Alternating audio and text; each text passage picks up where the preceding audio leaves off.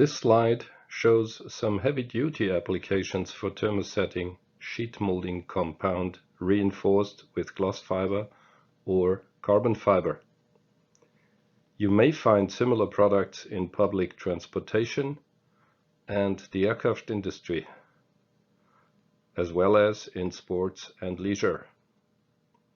Most of the parts are made in compression molding or in RTM technology.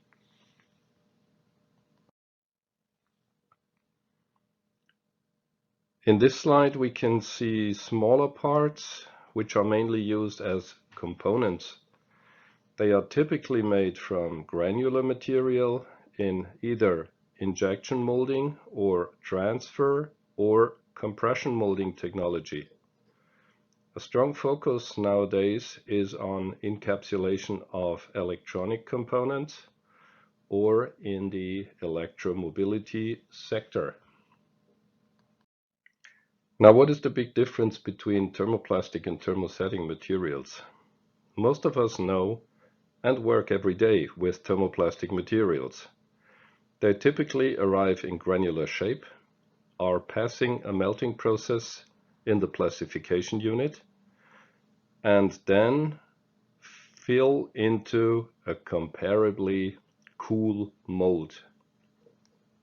After cooling, the so-called frozen part can be taken out of the mold. Once in touch with high temperature again, the material is getting softer and can even be melted again. Thermosetting materials are also heated up, but to a much lower level than thermoplastics. The consistency is more like chewing gum before entering the mold. The mold is typically heated in a range of between 150 and 180 degrees C. Once the material is in contact with the mold, the viscosity changes rapidly to a very low viscosity. And at the same time, the reaction of the resin, also called cross-linking, starts. When a high level of cross-linking is reached, the part can be ejected.